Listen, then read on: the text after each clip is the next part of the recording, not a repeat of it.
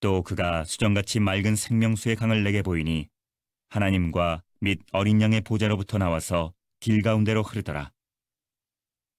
강 좌우에 생명나무가 있어 12가지 열매를 맺되 날마다 그 열매를 맺고 그 나무 잎사귀들은 만국을 치료하기 위하여 있더라. 다시 저주가 없으며 하나님과 그 어린 양의 보좌가 그 가운데에 있으리니 그의 종들이 그를 섬기며 그의 얼굴을 볼 터이요 그의 이름도 그들의 이마에 있으리라. 다시 밤이 없겠고 등불과 햇빛이 쓸데없으니 이는 주 하나님이 그들에게 비치심이라. 그들이 세세토록 왕노릇하리로다.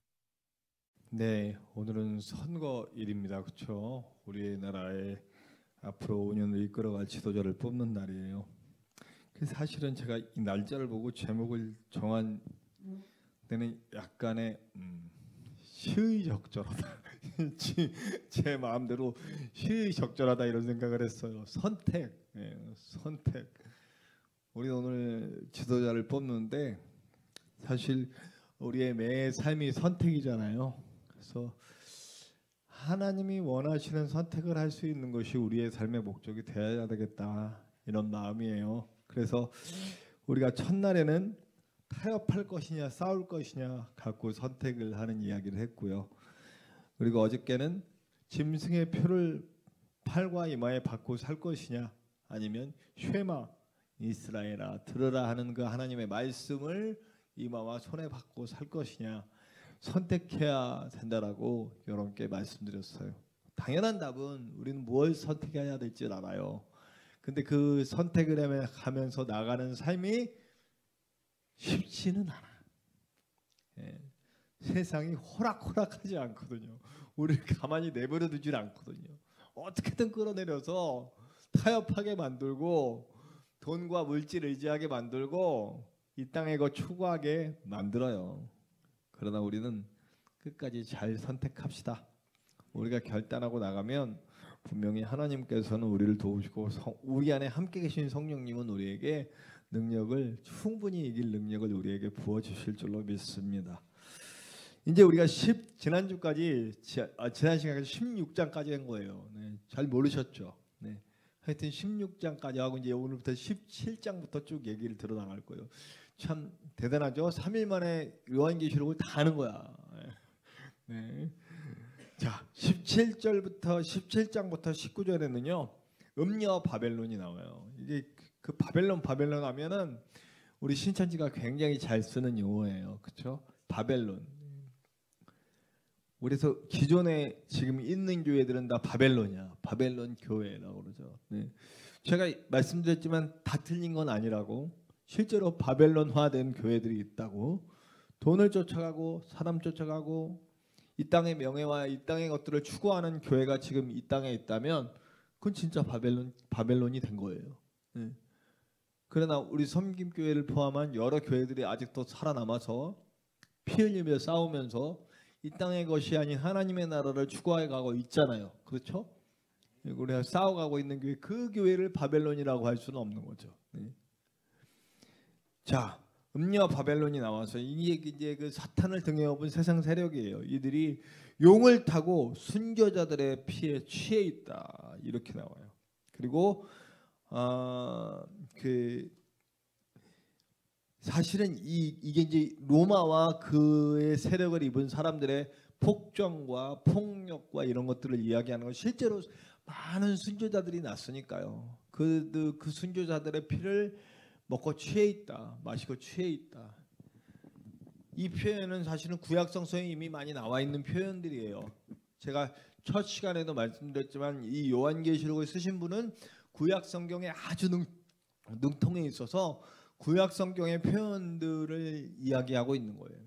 사실 이때 이거를 읽는 그리스도인들은 이게 뭘 얘기하는지 너무너무 잘 알고 있죠. 2000년이 넘었기 때문에 우리는 해석이 필요한 거고요. 그렇지만 하나님과 대항하여 싸우는 이들이 있는가 하면 그래도 끝까지 남아서 하나님의 편에 서서 하나님과 더불어 싸우고 있는 사람들이 있다라는 거예요. 이게 구약 성경에서부터 쭉 나오는 건데 남은 자 사상이라는 거예요. 우리가 뭐 사상 뭐 이런 거 별로 어려운 건 아니에요. 어떤 상황 속에서도 남아있는 사람들은 있다라는 거예요. 네. 뭐 구체적으로 많죠. 뭐 노아가 있었고 노아도 남은 사람이었죠. 그 패역한 시대에 남은 사람, 패역한 뭐 아브라함, 역사의 유명한 그 신앙의 선배들이 다 그 남은 자들 중에 한 사람이었죠. 그럼 우리 스스로에게 물어봐야 돼. 나는 지금 남은 자인가?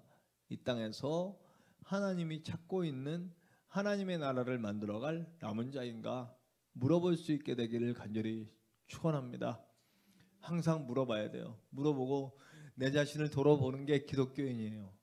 까딱 잘못하면 우리 기독교인은요 자꾸 손가락질하는 사람이 되게 돼 있어요. 왜냐하면 우리 기독교의 교리는요 아주 독선적이야. 다른 사람들이 볼 땐. 왜냐하면 우리밖에 구원이 없다니까요. 그렇죠? 예수 그리스도 외에는 다른 길을 주신 적이 없잖아요. 그러니까 우리는 그게 진리이고, 그래서 그 진리를 찾아가는데 일반 사람들의 눈에는 기독교는 상당히 독선적으로 보이거든요. 근데 사실은 이게 독선적이지만 진리일 수 있는 이유는 이 기독교의 교리의 구원 교리의 핵심은 예수 그리스도의 십자가의 보혈이 우리를 구원한다라고 하는 거지만 시작은 어디서부터 시작하냐면 나를 발견하면서부터 시작하는 거예요. 내가 죄인임을 발견하면서부터 시작하는 거예요.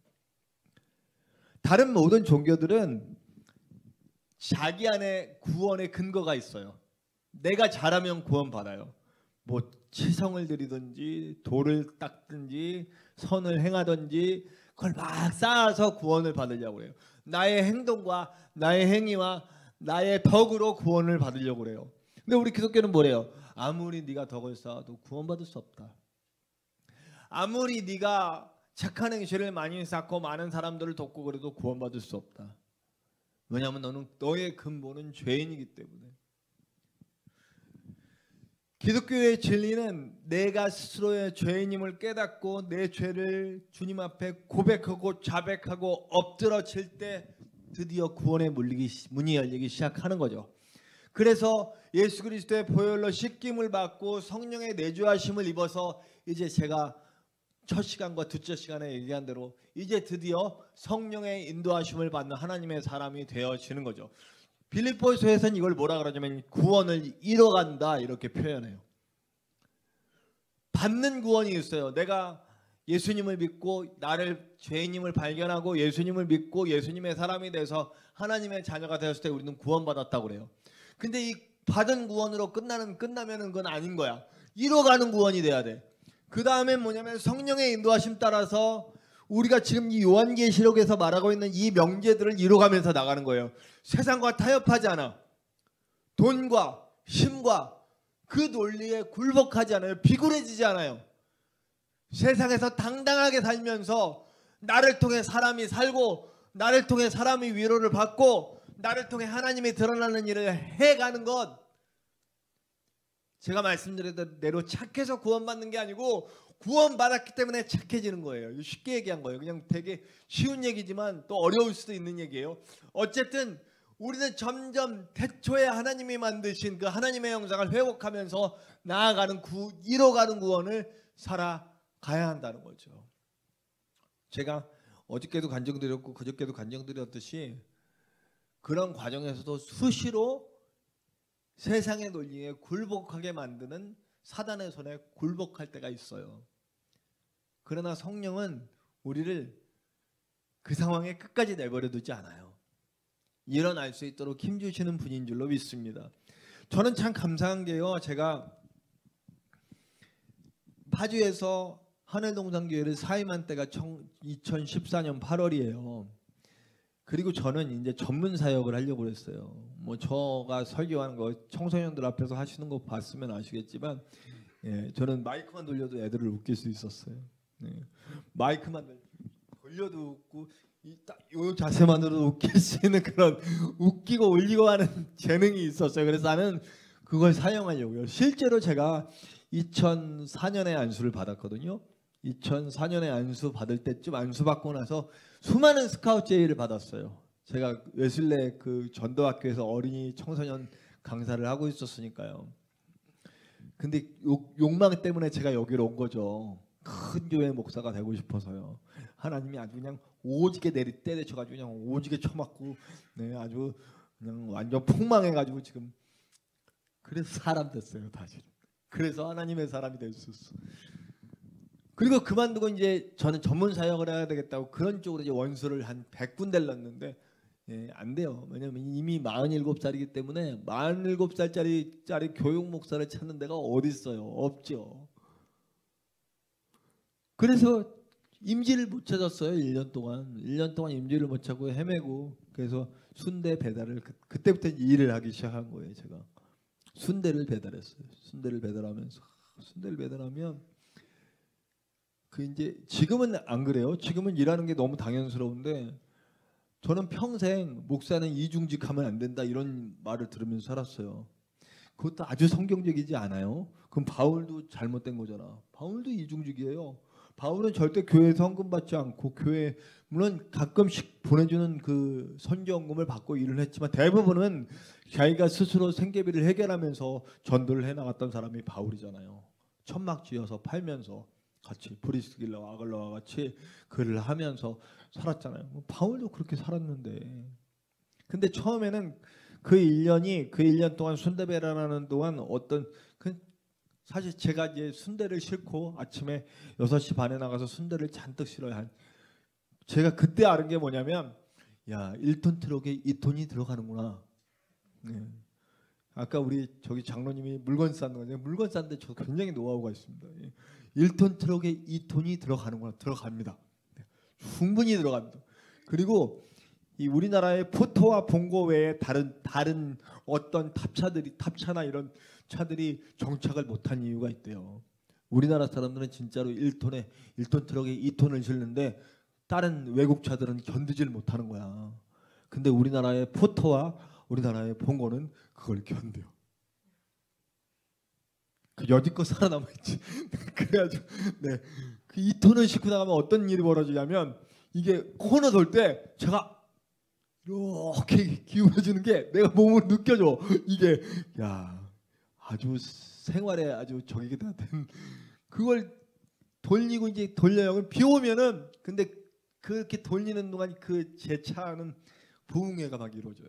찬양 계속 틀어놓고 그 말 설교 다른 목사님들은 설교 들으면서 막 울면서 웃으면서 어느 날은 이게 비가 이렇게 쭉 내려놓는데 비가 쭉 내리고 내가 가는데 하나님이 날 위해 우는 것 같아. 물론 하나님은 언제나 날 위해 우시죠.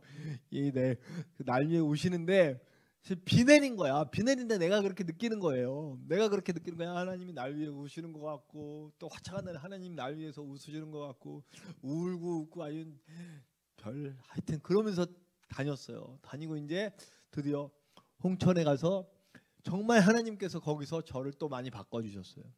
저는 아직도 목사로서의 권위를 붙들고 있었잖아요. 근데 그 청년들과 함께하는 동안 나를 갖다 콱 낮추시고 제가 청년들과 똑같이 저는 예수님의 마음이 그때 조금 더 깊이 이해가 됐어요. 예수님이 우리에게로 와서 우리와 같이 되셨잖아요. 사실 정말 예수님 닮은 사람들은 그들에게 가서 그와 같이 되는 거예요. 바울도 그랬어요.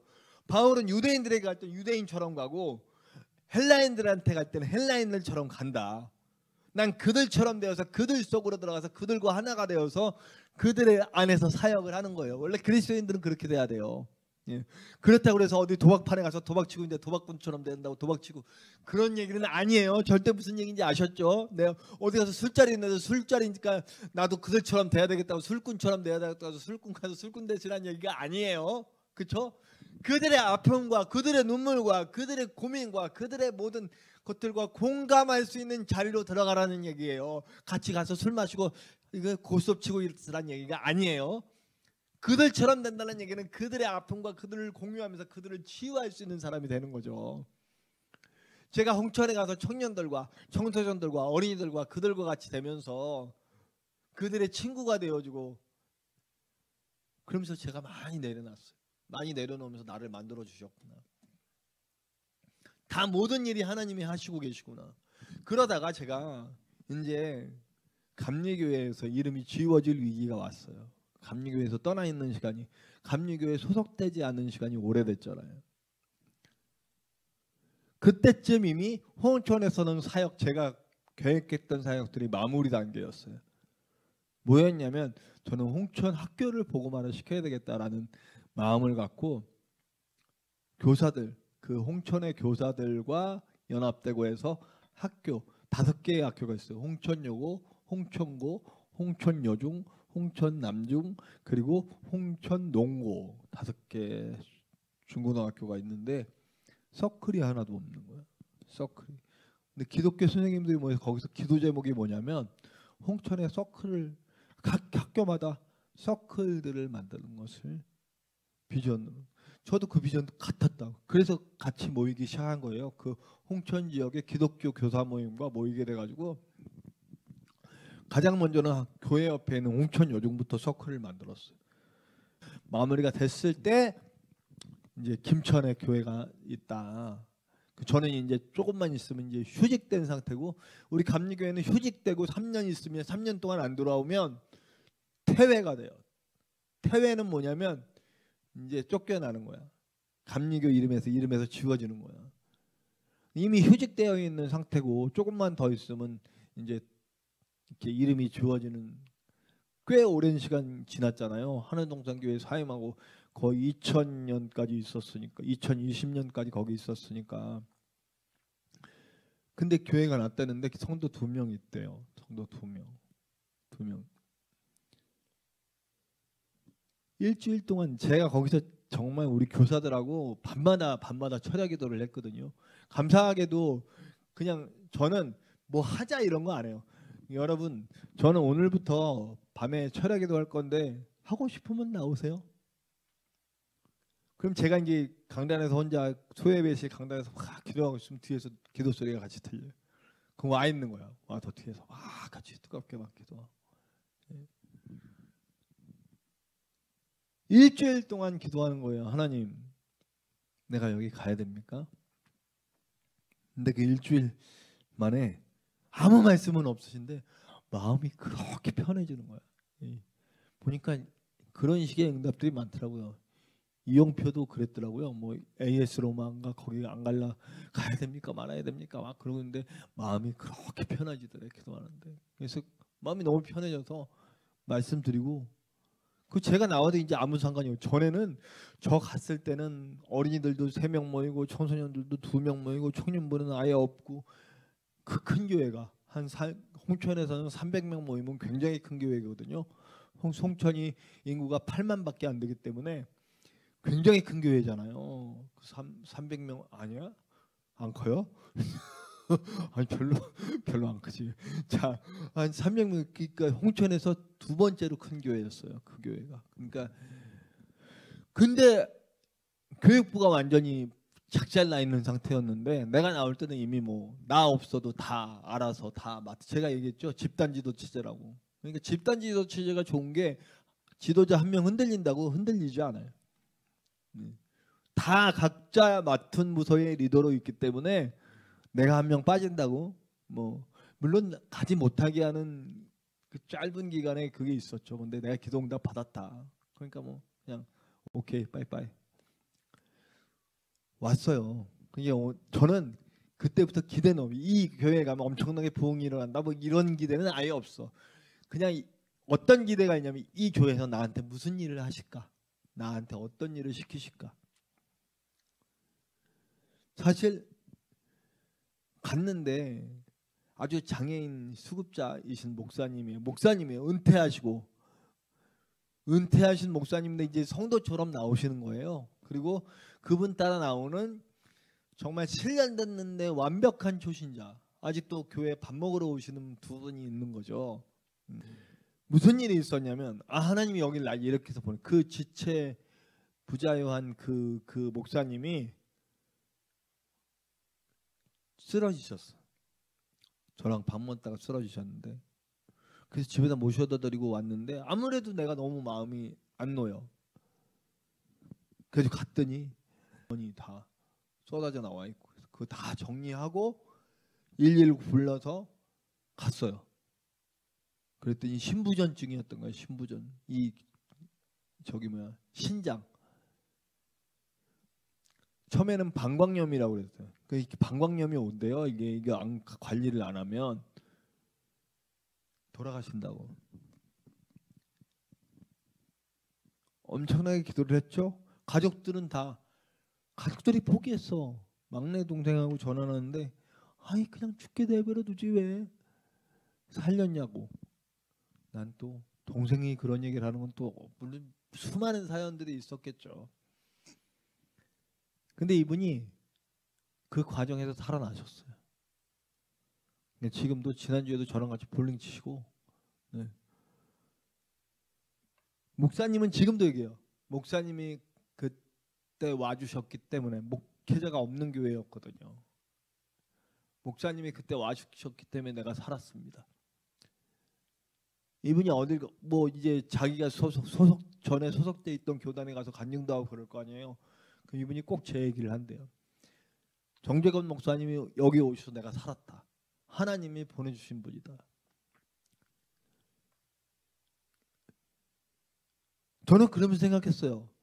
사실은요, 홍천에 있으면 너무너무 편해요. 먹는 것도 편해. 권사님들이 혼자 산다고 고기고 생선이고 뭐 반찬이고 할 거 없이 그냥 매일 갖다 어떨 땐 써나갈 때도 있어. 못 먹고 냉장고에 안 들어가가지고. 응? 그러니까 제가 얼마나 잘 먹었는지. 그리고 매일 청년들이 나를 외롭게 하지 않아요. 얘네들은 아주 와가지고 막 별거 다 해요. 와가지고 막 그냥 밤새 놀다 가고 또 퇴근을 우리 집으로 하고 뭐. 그러니까 저는 외로울 겨를도 없었고 배고플 겨를도 없었고 너무너무 잘했어요. 그리고 생활비를 아주 뭐 괜찮게 지급해 줬어요. 제가 집에다가 돈을 매달 보내줄 수 있을 정도로 그 너무 좋은 곳이었어요. 사실은요. 가기를 원치도 않았고 앞으로 뭐 몇 년이고 더 함께 있을 수 있었고요. 근데 왜 나를 여기 보내셨을까? 거기는 이분 살리라고 하는 거였구나. 이분 내가 안 왔으면 그냥 돌아가셨던 거예요. 그 자리에서. 이분을 날 살리라고 여기 보냈구나. 그러면서 그때까지도 계속 그런 삶의 패턴을 유지해 오려고 노력했지만 더욱더 거기서 무슨 생각이 들었냐면 하나님의 뜻을 물어야 되겠다. 내가 원하는 건 중요하지 않아. 내가 얼마나 뭘 먹고 살지, 뭘 입고 살지, 뭘 어떻게 해야 될지 그건 중요하지 않아요. 하나님이 나에게 뭘 원하실까가 중요하다는 것을 알게 됐어요. 앞으로도 그래요. 아까도 우리 얘기했어요. 아까도 우리 장로님이랑 식사하면서 앞으로 우리 노후가 걱정이다. 노후 많이 걱정이에요. 이제 왜냐하면요, 이제 연금도 이제 다 떨어진대요. 난리 났어요. 지금 이제 애들을 안 낳잖아요. 요즘 애들이 애들을 안 낳아? 네. 어쨌든 요즘 친구들이 결혼도 안 하고 애기도 안 낳잖아요. 인구 이제 점점 줄어요. 그럼 일할 수 있는 사람도 줄어들고 인구 절벽이 딱 형성되면 우리 이제 저 70쯤 된 한 20년 후에는 진짜 돈 버는 사람이 없잖아. 그럼 이제 우리 어떻게 해? 이미 걱정스러운 눈치들 걱정스럽죠. 더군다나 저는 진짜 모아놓은 재산이 하나도 없어요. 다 하나님 뭐 하늘 동산교회에서 다 저 아파트 앉혀 있었거든요. 여기 파주에. 그것도 하늘 동산교회 할 때 싹 경매 날라가 버려. 없어요 아무것도. 근데 저는 제 삶에 쭉 역사해 오신 하나님의 그 섭리와 일하심을 볼 때에 뭐 굶으면 굶는 거고 죽으면 죽는 거지 뭐 이런 생각이 들어요. 저는 삶의 패턴 속에 늘 함께 왔기 때문에 그냥 나는 갈 길을 달려가면 돼. 제가 그래서 이 찬양을 좋아하는 거예요. 표대를 향하여라는 찬양이 너무 좋았던 게 그냥 가는 거예요. 뭐 바울이 뭐 내일이 있어요, 모레가 있어요.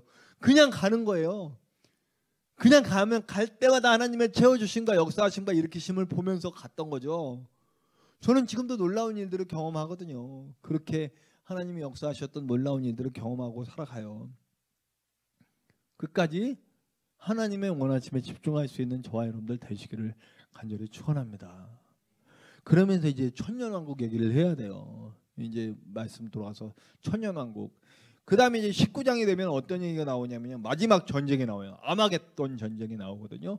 이제 그 전쟁은 이것도 역시 구약 성경에 모사된 내용들이 그대로 나와요. 사탄과의 마지막 다니엘서 에스겔서 스가랴서 이런 데 나온 내용들이 나와요. 그래서 이 전쟁을 딱 시작될 때 예수님이 진짜 장군처럼 딱 나오죠. 이번엔 진짜 싸우시려고 딱 나오시는데 그 예수님의 모습을 보니까 이미 피로 물들어 계셔. 그러니까 이분은 뭐냐면 우리 예수님은 나의 싸움이 이미 어떤 식으로 진행될지를 예고해 주시는 거야. 예수님의 피가 이미 뿌려졌어요. 예수님의 희생으로 이미 이 싸움은 이긴 싸움이 돼 있는 거예요. 그리고 그 다음에 무기는 뭐냐면 그의 입에서 나오는 검으로 싸우시는 거예요. 말씀하실 때마다 검이 날아가서 그 용의 세력을 박살내시는 걸 보는 거예요. 자, 우리 어저께 얘기했죠. 뭘 새기며 살 것이냐? 돈과 힘의 원리를 손과 이마에 붙이고 살 것이냐? 아니면 쉐마 이스라엘아 들으라 하는 하나님의 말씀의 원리를 손과 이마에 받고 살 것이냐 결정해야 된다 그랬죠. 그러면 이 싸움도 역시 말씀과 더불어 싸우는 거라는 거예요. 말씀의 원리를 붙잡고 말씀의 원리의 핵심 하나님을 사랑하고 이웃을 사랑하라 하는 그 명령 따라 사는 거예요. 그럼 나는 누가 책임져? 내 삶은 누가 책임져? 하나님이 책임져 주시죠.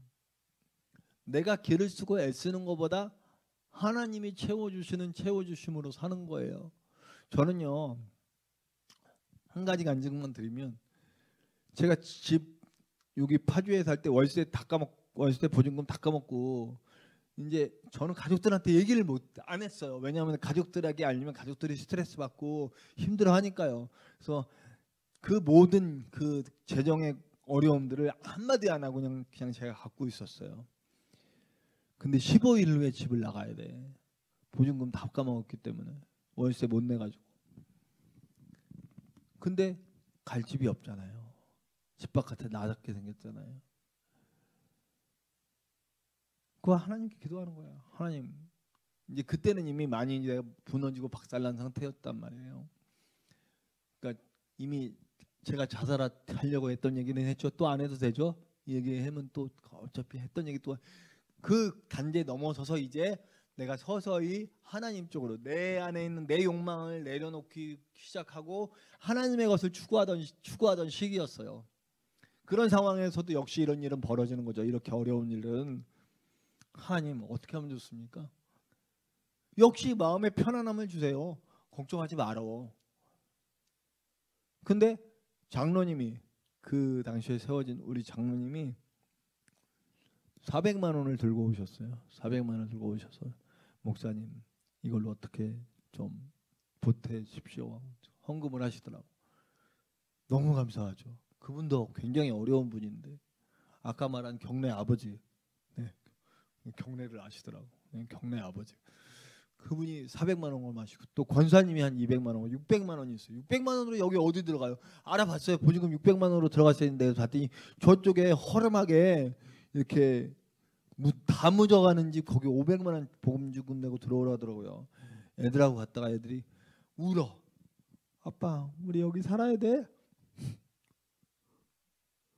근데 그날 밤에 기도하는데 하나님이 은행을 가봐라. 은행을 가봐라. 뭐 이런 거 아니에요. 은행을 좀 가봐야 되겠다. 그리고 신한은행 갔어요. 신한은행 갔는데 우리가 이렇고 이런 사정을 해서 이거 보증금은 이만큼 마련했는데 보증금 대출이 가능하냐 그랬더니 은행 직원이 자기네 지점이 생긴 역사 이래로 한 번도 월세 보증금을 대충해 준 적은 없습니다. 이러더라고. 안 되는구나. 그렇지만 한번 서류는 작성해 놓고 가시죠. 그 서류 딱 작성하고 교회 가서 그때부터 기도하는 거예요. 주님 뭐 알아서 하셔. 뭐 안 되면 그 집 가서 살게요. 뭐 살려면 뭐 그 허름한 집 다 떨어져 가는 집 그 집 그러니까 여기 개발 안 된대. 거기에 그러니까 1층 집이에요. 그냥 옛날 그 막 마당도 있기는 있는데 막 뒤에 막 벽 뚫어지고 막 이런 집이에요. 그러니까 집인데 집 같지 않은 어떤 그냥 사람 안 살아도 전혀 이상하지 않는 그런 집을 그렇게 내놓은 거예요. 뭐 그 집이 내 집이라면 나는 가겠습니다. 그러나 주님 애들이 죽겠답니다. 뭐 나는 괜찮은데 애들 봐서라도 좀 어떻게 좀 해주십시오. 막 이런 기도를 막 하고 있어요. 근데 다음 날 연락이 와서 오시래. 그때 전해줬어요. 그래서 저는요 여기 역사상 여기 그 금능지구 거기 안에 있는 신한은행에서 최초로 월세 보증금 대출 받은 사람이 누구냐? 접니다. 그래가지고 물론 그 다음에 또 간증이 긴데 이렇게 되면 시간이 많아지니까 그 다음에 또 어떤 권사님이 아니 그냥 할래 이거 얘기를 하는 게 맞을 것 같아. 그 다음에 어떤 집을 갔는데 부동산이 연결해줘서 갔는데 권사님이래. 그리고 계약금이 200만 원 들고 내가 부동산에 다 얘기했거든요. 우리가 대충 보증금 대출 받는 거다. 대출 받는 거니까 이거는 이렇게 응? 얘기를 해줘라. 알았다 했어. 이 월세 보증금 대출은 주인이 허락하지 않으면 안 된대요. 주인이 동의를 해야만 월세 보증금 대출이 나간대요. 근데 얘기를 안 한 거야. 교회 권사님이 여기 사태그리스가 좋아하셨어. 그리고 계약금 200만 원 딱 걸고 나왔는데 나중에 그 얘기 딱 듣더니 계약 고지를 안 했더라? 그럼 우리 계약 못합니다 그래요. 그래 그럼 알았습니다. 200만 원 돌려주세요. 안 돌려준대. 권사님인데 뭐 사택 쓴다고 좋아하시더니 못 돌려준대. 왜냐하면 당신들이 잘못한 거니까 못 돌려준다는 거야.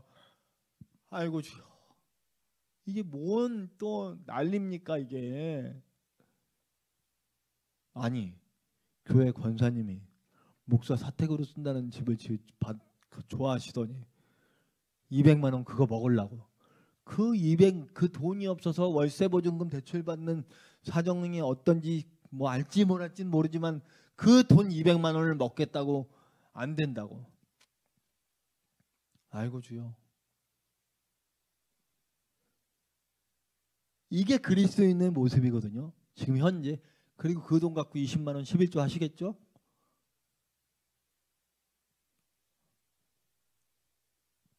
교회 가서 또 뭐 훈련이면 훈련인데 진짜 힘들어 죽겠습니다. 진짜 하나님 나랑 좀 해보시자는 거예요. 어쩌자는 거예요. 살짝 이런 마음 이렇게 얘기하지는 않았지만 살짝 이런 마음으로 좀 해결 좀 해주십시오. 그런데 다다음 날인가 아들이 전화가 왔어. 목사님 좀 뵈시죠. 그 어머니 권사님은 200만 원을 안 토해냈어 끝까지. 근데 이 아들이 와가지고 목사님 제가 교회 안 나간 저는 교회를 안 나갑니다. 어머니의 저런 모습을 내가 평생 봐왔기 때문에 나는 안 나갑니다. 그러나 인간적인 도리가 그게 아니기 때문에 제 돈으로 200만 원 돌려드립니다. 그래요.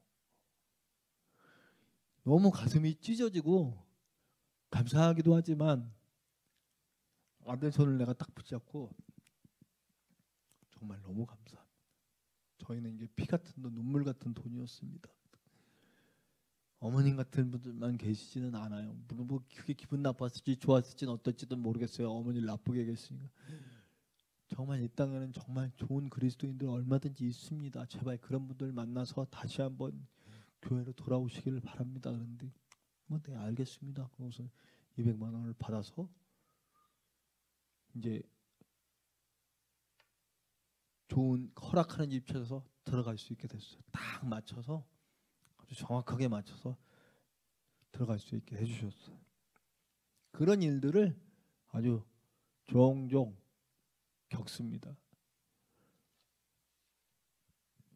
어려움은 있지만 하나님이 해결해 주시는구나. 내 삶은 내가 해결하려고 그런 게 뭐가 있어요. 아무것도 없어요. 나 그냥 기도만 했잖아요.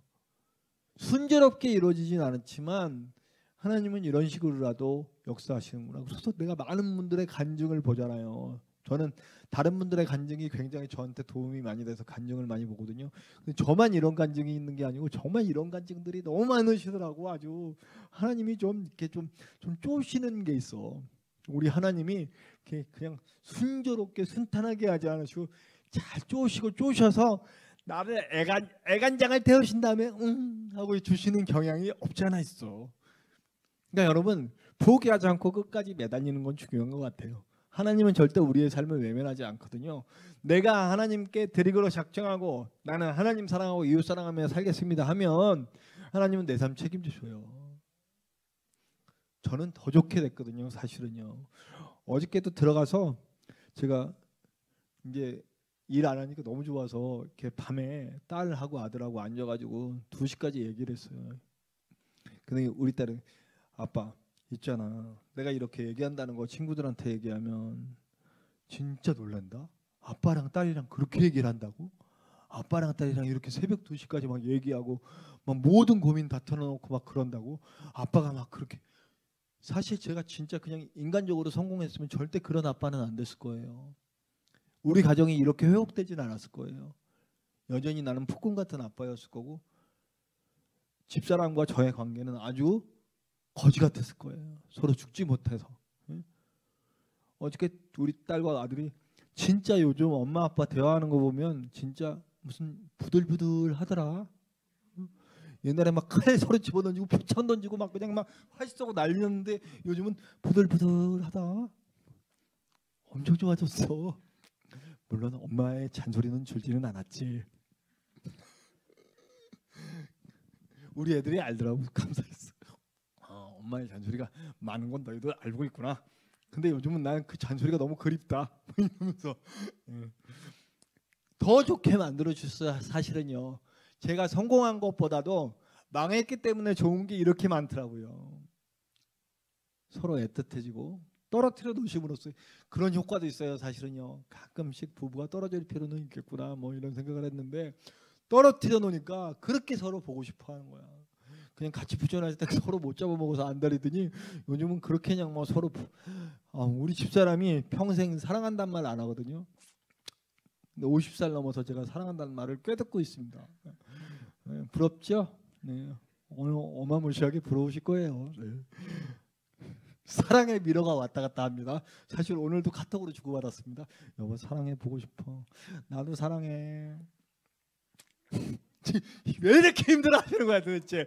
왜 이 50대 부부의 이 사랑의 메시지가 이렇게 행복해 보이지 않나요? 저는 사실 되게 행복합니다. 몸도 힘들고 여러 가지로 힘든 일이 많지만 내가 인생에서 이렇게도 행복해도 되나 할 만큼 행복해요. 근데 이건 하나님이 주신 거죠. 내 삶을 책임져 주신 하나님을 믿고 가기 때문에 그런 거예요.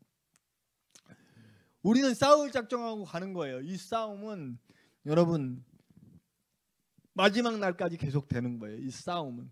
예수는 이미 십자가의 피를 다 묻히 자기 생으로 앞서 진드지하고 가고 계시고 말씀을 통해서 사단의 진을 견고한 진을 때려부시고 가시고 계세요. 우리는 그 뒤를 따라가는 함께 주님을 외치면서 주님의 승리를 외치면서 따라가는 사람들이에요. 승부는 이미 결정됐어요. 요한계시록의 가장 중요한 테마 결정론이라고 그랬잖아요.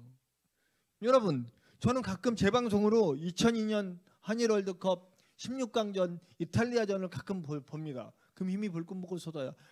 보는 동안 하나도 불안하지가 않아요. 그렇죠? 왜 불안하지가 않아요? 이긴 거 알고 보니까요. 응? 거기서 설기현이가 꽃 넣을 거 다 알고 있어. 안정환이가 머리로 넣을 거 다 알고 있어요. 기분 좋게 보는 거야. 그렇죠? 이미 그 경기는 이긴 경기야. 아무리 지네가 이탈리아 하면 뭐해. 우리가 이긴 경기인데. 독일 경기 지난번 월드컵 때 독일 경기 보면 우리는 하나도 질까봐 불안하지가 않아요. 이미 손흥민이가 골 넣을 걸로 우리는 알고 있어요. 다 알고 있어. 그러고 보니까 하나도 안 불안하고 하나도 안 힘들어요. 재밌죠. 우리의 삶도 마찬가지예요. 그리고 이제 두 번째 전쟁이 있고 전쟁 얘기가 두 번 나와요. 첫 번째 전쟁, 두 번째 전쟁. 그 중간에 무슨 얘기가 나오냐면 순교자들이 죽었던 순교자들이 다 일어나고 그리고 주님의 사람들이어서 1000년 동안 다스리는 얘기가 딱 나와요. 그래서 여기서 나오는 얘기들이 뭐냐면 우리가 흔히 얘기하는 전천년설, 후천년설, 휴거 이런 얘기 나오는 거예요. 휴거 다 아시죠? 네. 사실 초대교회 때는 휴거를 믿었어요. 전천년설이라고 해서 이게 시간 순서대로 배열된 거다. 그래서 예수님이 재림 딱 하시면 일단 첫 번째 전쟁을 통해서 이 용과 무리들을 싹 그냥 한번 가두셔. 그리고 1000년 동안 쫙 다스린 후에 다시 걔네들이 또 삐짓고 일어났을 때 마지막으로 한 번 더 딱 싸우고, 그래서 전천년 완전히 세상 끝나기 전에 종말이 있기 전에 천년왕국이 있다라는 얘기예요. 이 해석은 예수님이 재림하시고 사단이 무정에 들어갔다가 1000년 동안 있다가 이렇게 되는 거예요. 그래서 이 얘기 속에 마지막에 천년왕국 끝날 때쯤에 이제 휴거가 돼. 휴거가 되고 7일 동안 대환란이 있고, 그리고 이제 주님이 마지막으로 해. 자, 숫자들의 의미 1000년, 7, 진짜 1000년이 아니고 진짜 7이 아니라는 건 이미 제가 설명한 대로도 다 아실 거예요. 1000년 꽉 찬 거고, 그리고 7일도 7일이 아니라는 거. 그래서 휴거를 다 믿었어요. 그때도 다 미리 끌려 올라가고.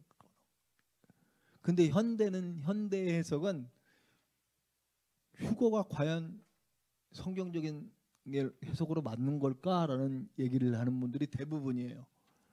휴거가 되든 안 되든 별로 중요할 건 없어요. 근데 휴거에 대해서 생각을 해보는데 내가 그런 생각을 했어요. 자, 성경은 전체적으로 고난 앞에서 그리스도인들의 자세가 어때요? 고난을 어떻게든 피해서 고난 안 당하도록 노력하고 너만 쇽 피해서 나와라. 이게 기독교의 원리인가요? 아니죠. 제가 어저께 그 우크라이나로 들어가겠다는 그 선교사님의 편지를 읽어드린 이유가 있어요. 야, 너는 전쟁을 피했잖아.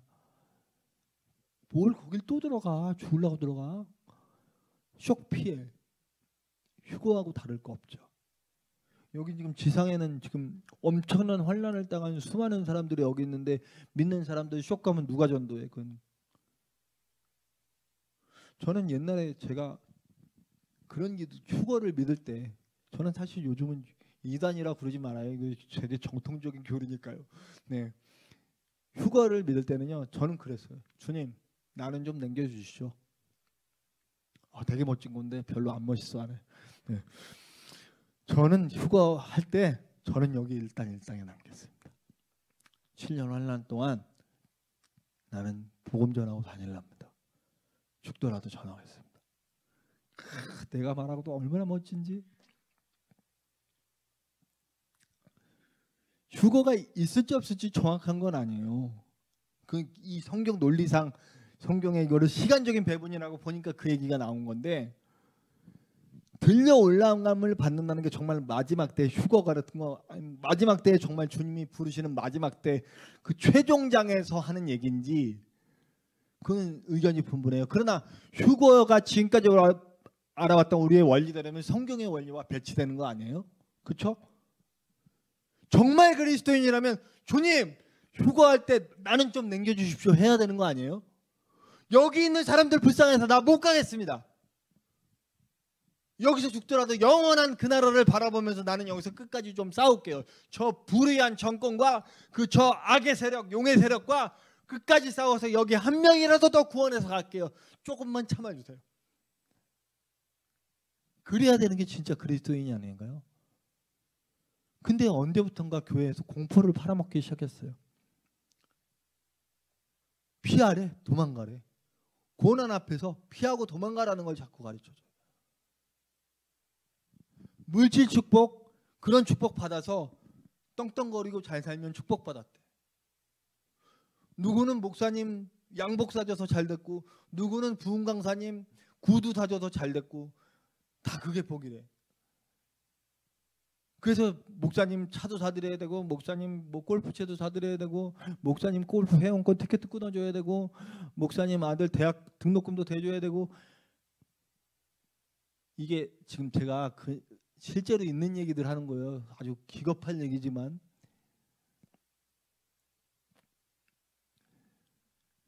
피하라는 얘기는 어디에도 없어요.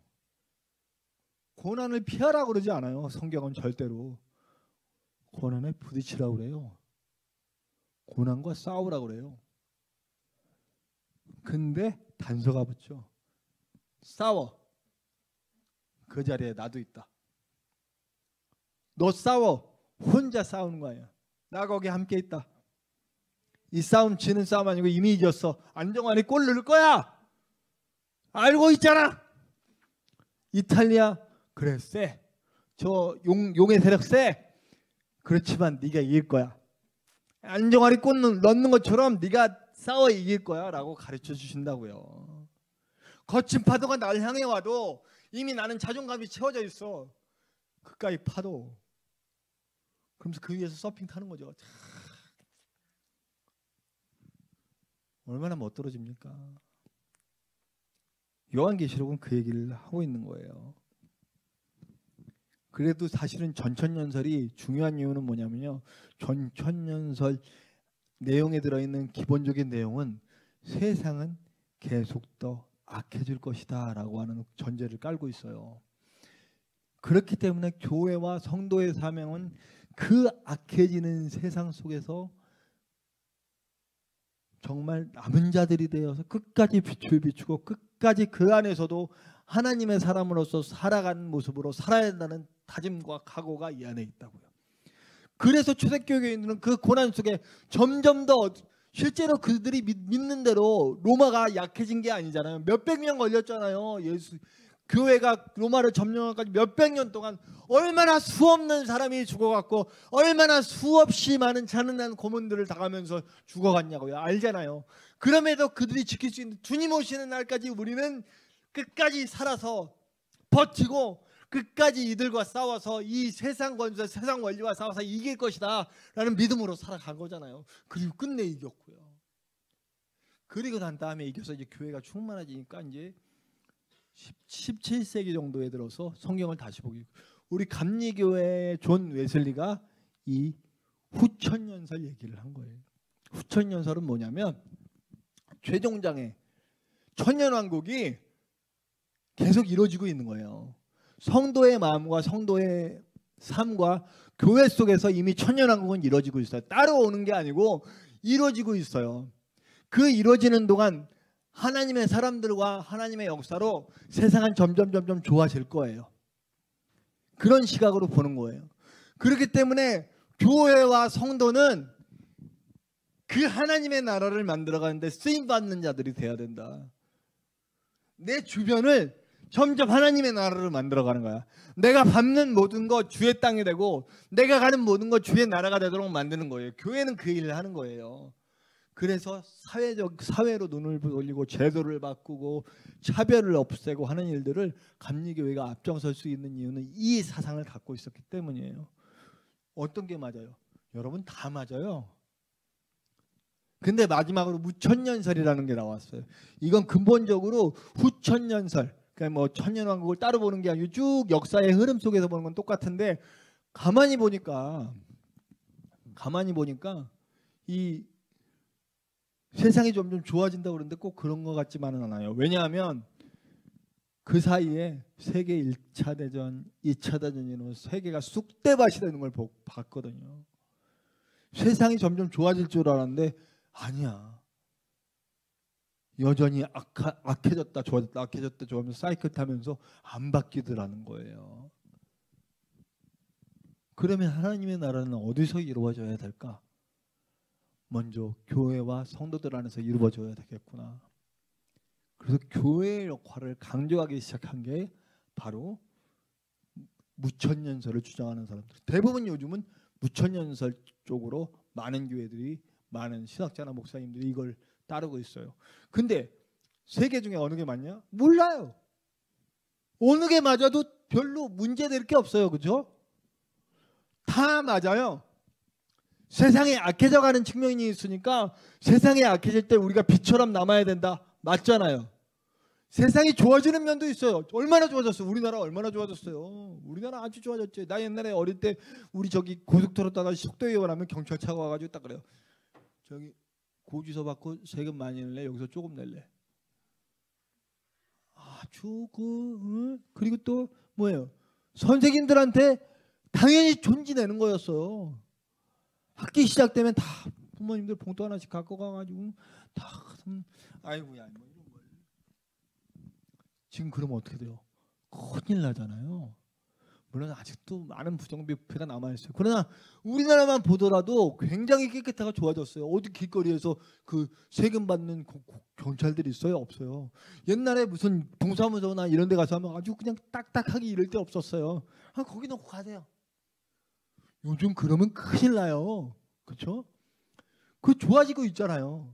그 좋아지는 우리 교회가 가서 이런 일들 했잖아요. 우리나라도 보세요. 우리나라도 진짜 100년 200년 전에 남녀 차별 엄청 심했고, 예? 그거 깨버린 게 교회잖아요. 계층에 너무 심해가지고 글자도 모르는 사람들 글자 가르쳐주고 고아원 세우고 병원 세우고 학교 세운 게 교회잖아요. 그래서 그 많은 차별들을 철폐시키고 이런 걸 만든 게 교회잖아요. 그럼 그것도 맞아요. 두 개 합해 놓으니까 무천년 소리 되는 거야. 다 믿는다는 거예요. 교회의 역할, 성도의 역할, 교회의 원래 교회가 있어야 할 이유, 그리고 성도가 있어야 할 이유를 말하는 거예요. 우리 끊임없이 싸움에서 나가는 거예요. 이 땅에서 잘못된 원리들, 차별하고 혐오하고 미워하고 싸우고 다투고 죽이고 뺏고 욕심과 힘과 돈과만 가지면 다 된다는 그 사탄의 논리를 깨버리면서 나가는 게 그리스도인이 돼야 된다는 거죠. 우리가 가는 곳곳 그 원리가 깨져야 돼. 인종차별하는 원리가 깨져야 돼. 남녀차별하는 원리가 깨어지고 지금 얼마나 반목과 그런 게 뭐 문제가 계속 나와요. 뭐 하나 해결하면 하나 나오고 하나 해결 그 문제들을 해결하고 깨트리며 나가는 그 중심에 교회가 있고 성도들이 있어야 된다고요. 아유, 그 큰일을 내가 어떻게 해요. 여러분들 보고 나가서 전사가 되고 막 그냥 이거 하라는 얘기 아니에요. 우리가 살아 숨쉬는 여러분들의 삶의 현장에서 그 일을 하는 거예요. 저 얘기했잖아요. 저 택배장에 가서 미친 척 한다고. 그 힘들어하는 사람들 거의 안 하더라고요.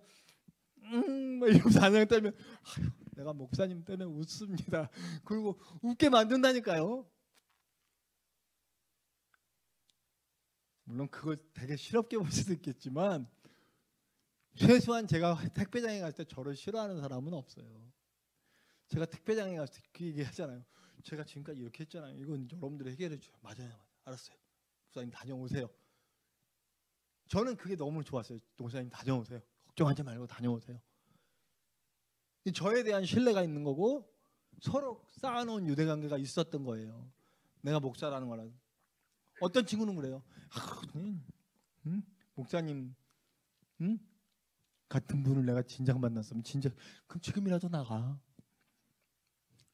그리고 제가 붙여줬어요. 우리 교회는 와봐야 교육도 못 받고 아무것도 못 받으니까 제가 그 같이 있는 친구 중에 그 큰 교회 다니는 친구가 있어요. 거기 청년부가 있더라고요. 그래서 여기 한번 나가봐라. 연결시켜줘서 나가게 만들어주고.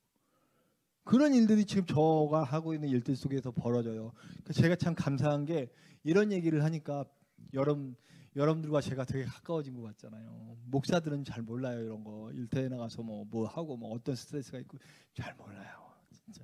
근데 저는 반 목사잖아요. 반은 목사, 반은 생활인. 그러니까 이런 얘기들이 될 수가 있더라고요. 감사해요. 감사. 저는 여기 신창식품 여기 다닐 때도 어떤 일이 있었냐면 또 얘기 길어지는데 어떤 일이 있었냐면 거기는 외국인 근로자가 80%예요. 그러다 보니까 거기서 이제 감독하는 분들은 전부 한국 사람들이잖아요. 가족 회사예요.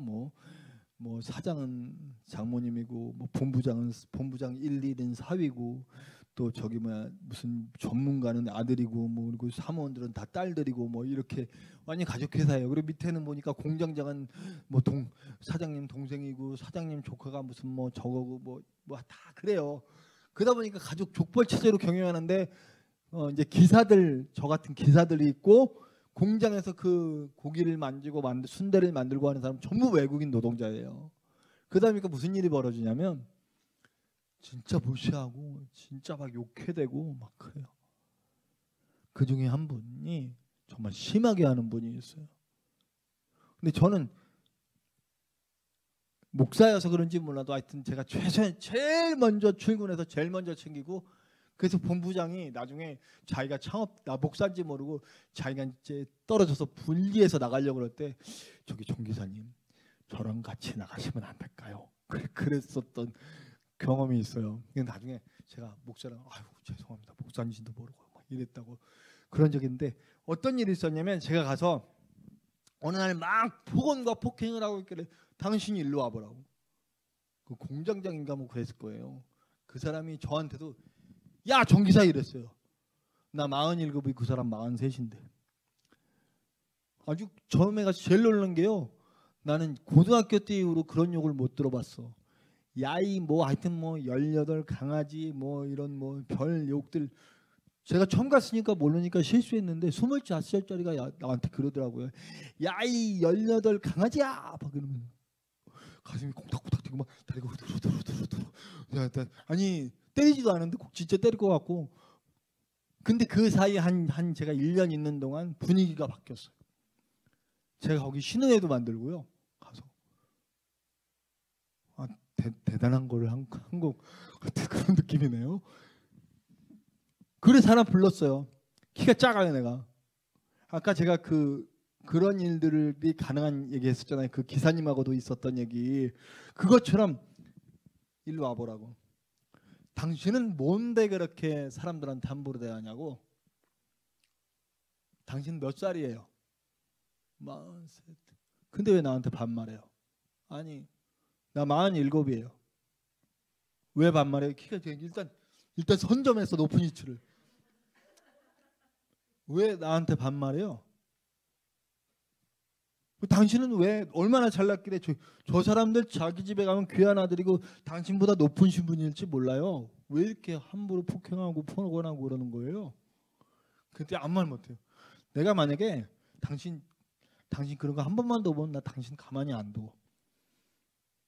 그러지 말아요. 다 존귀한 사람들이야. 아무 말 안 하고 가만히 있더라고. 그리고 그 다음서부터 폭언 폭행을 안 하더라고. 며칠 동안 내 자랑을 이렇게 하고 있습니다. 지금. 쉬운 일은 아니에요. 나는 뭐 잘릴 각오로 그 사람이 뭐 사장 동생이고 뭐 그런 거 안 보니까요. 잘리면 잘리는 거지 뭐. 나중에 사장님이 저 봤더니 사장님은 또 권사님이야. 인천에 아주 큰 교회 권사님이시더라고. 뭐 그 얘기가 안 올라갔겠지 뭐 올라갔겠어요. 올라갔으면 또 뭐라고 얘기했을지도 모르는데 그 권사님이 아이고 어쩐지 아이고 목사님이셨지. 아이고 우리 교회 우리 회사위에서 신창식품위에서 기도 좀 많이 해주세요. 여러분 우리가 할 수 있는 일이 있어요. 우리가 할 수 있는 일이 있다고요. 여러분들이 저처럼 그렇게 뭐 대놓고 싸우란 얘기 아니에요. 이것도 담이 있어야 되더라고. 근데 저는 사실은요 되게 새가슴이거든요. 진짜 옛날에 진짜 중고등학교 때 싸워서 이겨본 적이 없어요. 왜냐하면 선빵을 못 날리거든요. 싸움은 선빵인데 맨날 선빵을 맞아요 내가. 맞으니까 이미 기껏 끼고 가는 거잖아. 그렇죠? 남자들 알죠? 아니야 나만 싸워봤구나. 선빵을 날려야지 이기는데 난 맨날 선빵을 맞아가지고 한 번도 이겨본 적이 없어요. 왜냐면 새가슴이 누구 때리고 그런 거 못하고 먼저 얘기 막 하고 막 크게 얘기하고 못해요. 무서워가지고. 근데 어떻게 해서 거기서 그런 용기가 나는지 모르겠는데 그건 하나님이 나에게 주신 당당함이라고 생각합니다. 여러분들이 가는 곳에서 꼭 이런 일들을 하라는 얘기는 아니에요. 그러나 여러분들이 가서 여러분들이 있는 곳을 그런 불의하고 그런 일들에 타협하지 말고 거기 우리 기독교인들은 거기서 가서 한술 더 떠서 더 하는 분들이 있잖아요. 그렇죠? 외국인들 막 그렇게 말 못하고 막 탄압하고 내가 거기서 어머 쟤 못됐다 막 이러면서 같이 껴들어서 괴롭히는 사람들 그리스도인 중에 얼마나 많아요. 그걸 끊어야 되는데 그걸 확대시키는 일을 하고 있더라고요. 우리 기독교인들이 안 되잖아요. 그러면. 그리고 마지막 이제 오늘 얘기야. 그 모든 전쟁이 끝났어. 그럼 이제 드디어 하나님 나라가 펼쳐지는 거잖아요. 그 하나님의 나라에 우리는 어린 양의 신부로 동참하게 되는데 특이한 게 하나가 있어요. 그 새롭게 만들어진 새 예루살렘엔 성전이 없어. 건물이 없어. 왜요? 이미 하나님의 지배가 충만해져 있어. 말씀의 원리가 모든 것의 원리로 만들어져 있는 세상이에요. 하나님의 나라야. 돈, 명예, 힘, 욕망, 쾌락 이런 것들 아무도 추구하지 않는 나라예요. 거기는 하나님 주시는 놀라운 기쁨이 있고 다시는 눈물이 없고 괴로움도 없고 슬픔도 없고 아픔도 없고 함께 즐겁게 예배하는 곳, 모든 장소가 예배야. 살아있는 모든 곳이 다 예배야. 먹는 것도 예배고 잠자는 것도 예배고 모든 것을 하나님과 동행하면서 하나님과 얼굴을 맞대어 보면서 예수 안에서 발견된 사람들이 거기에 다 있는 거예요. 우리가 만들어야 할 하나님의 나라입니다. 여러분과 제가 요한계시록이 종말을 예언하는 책이 아니라는 걸 우리는 끝내 알았어요. 요한계시록은 절대 종말을 얘기하려고 쓴 책이 아니에요. 지금 살아가는 우리가 하나님의 뜻을 알고 하나님의 뜻을 어떻게 이루어갈 것인가, 하나님의 나라를 어떻게 만들어갈 것인가를 얘기하는 책이라는 걸 알게 됐어요. 쉽지 않은 거예요. 싸우기로 작정한다는 건 쉽지 않은 거예요. 그러나 싸우기로 작정했다면 이 땅이 아닌 하나님의 나라를 추구해가면서 살기로 작정했다면 그 다음엔 하나님이 하실 거예요. 저와 여러분들의 삶 속에서 하나님이 함께 하실 줄로 믿습니다. 여러분들이 만나는 모든 사람들 속에서 하나님의 나라가 만들어질 줄로 믿습니다. 여러분들의 가정에서, 여러분들의 일터에서, 여러분들이 살아 숨쉬는 모든 곳이 하나님의 나라로 만들어질 줄로 믿습니다. 그 하나님의 나라를 만들어갈 수 있는 저와 여러분들 되시길 바랍니다.